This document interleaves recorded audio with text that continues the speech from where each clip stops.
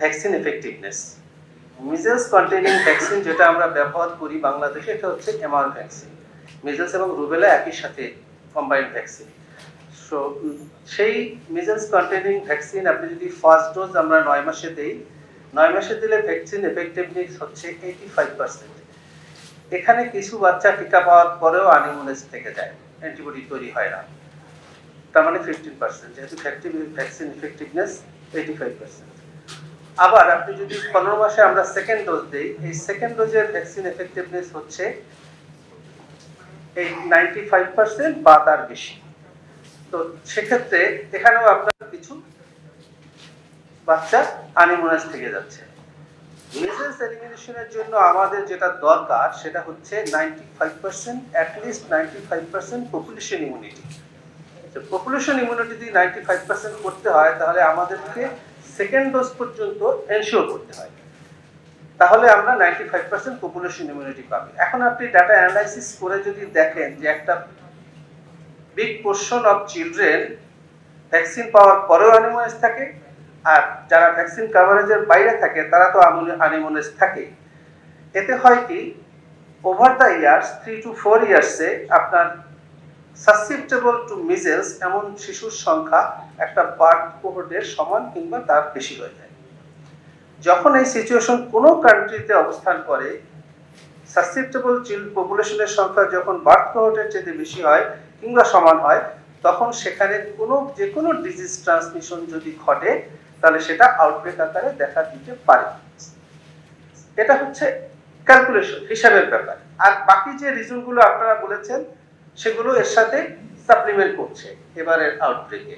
তো এই অবস্থায় বাংলাদেশে এখন যেটা ঘটেছে, WHO যেটা করে সেটা হচ্ছে ন্যাশনাল গভর্নমেন্টকে টেকনিক্যালি গাইড করে যে কোনো, কারণ আমরা খুব ইন ডেপথ অ্যানালাইসিস করি, আমাদের কাছে ডেটা থাকে, আমরা গভর্নমেন্টকে ডেটা অ্যানালাইসিস করে গভর্নমেন্টকে সাপোর্ট করি যে পলিসি মেকিং থেকে শুরু করে ডিফারেন্ট স্ট্র্যাটেজিক্যাল ইন্টারভেনশনস ডেভেলপ করার জন্য।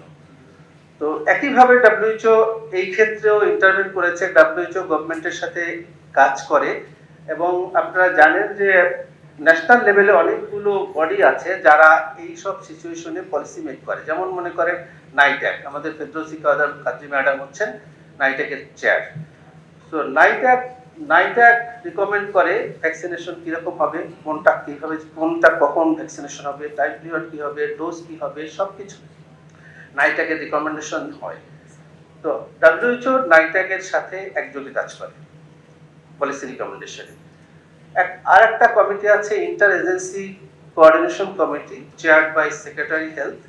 ওখানে কিছু পলিসি মেকিং হয়, নাইট্যাকের রিকমেন্ডেশন গুলো ওখানে যায় এবং ফাইনালি ওখান থেকে স্ট্র্যাটেজিক ইন্টারভেনশন গুলো অ্যাপ্রুভাল হয়। WHO সেখানেও কাজ করে। আরো কিছু কমিটি আছে, বিশেষ করে national verification commission for measles and rubella, যেটা chaired by professor Shahidullah sir,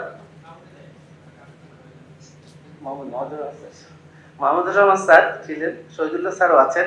তো ওনারা এই national verification commission for measles and rubella, ওনারাও কিছু রিকমেন্ডেশন দিয়ে থাকেন। তো এজ এ হোল যতগুলো উচ্চ পর্যায়ে যতগুলো বডি এই নিয়ে কাজ করেন, ওনাদের সাথে ওতপ্রোতভাবে WHO জড়িত ন্যাশনাল লেভেলে।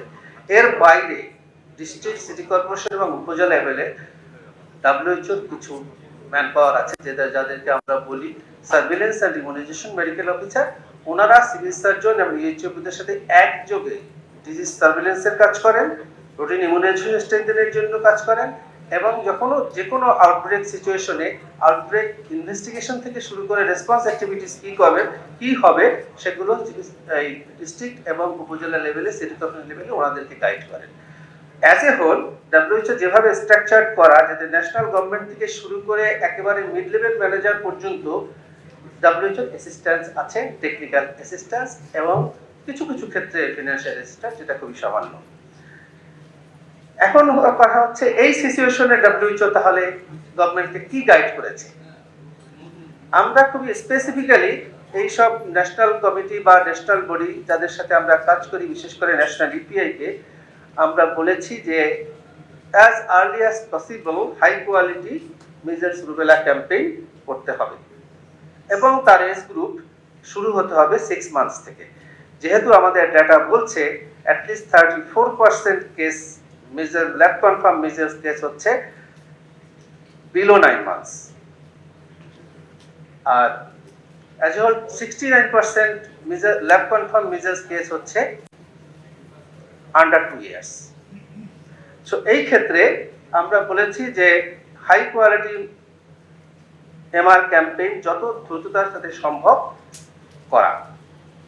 2 নম্বর যেটা আমরা বলেছি যে অনগোয়িং যে ডিজিজ সার্ভেলেন্স আছে, আমরা বলেছি যে আমাদের সার্ভেলেন্স আর ইমিউনাইজেশন মেডিকেল অফিসার জেলা লেভেলে, সিটি কর্পোরেশন লেভেলে আছেন, ওনারা মিড লেভেল ম্যানেজারকে rapid case detection, reporting, sample collection এবং ল্যাবরেটরিতে স্যাম্পল পাঠানো, এতে গভর্নমেন্টকে সহায়তা প্রদান করে থাকেন। তো আমরা বলেছি এটাকে এনহ্যান্স করতে, যাতে র্যাপিড কেস ডিটেকশন হয়, স্যাম্পল কালেকশন হয় এবং ল্যাবরেটরিতে এসে যথাসময়ে পৌঁছায়। এবং ন্যাশনাল ল্যাবের সাথে আমরা ডব্লিউএইচও খুবই ওতপ্রোতভাবে কাজ করে। ন্যাশনাল ল্যাবকে বিভিন্ন ন্যাশনাল ল্যাবকে, বিশেষ করে আপনারা হয়তো জানেন ওইটা হচ্ছে WHO accredited laboratory, national polio and measles laboratory, যেটা আইপিএইচ এর আন্ডারে। তো ওখানে আমাদের যাতে খুব তাড়াতাড়ি টেস্ট হয় এবং টেস্ট কিটসগুলো অ্যাভেলেবল করা, খুব তাড়াতাড়ি রেজাল্ট প্রডিউস করা, এই সব কিছু ডব্লিউএইচও ওখানে সাপোর্ট দিয়ে থাকে।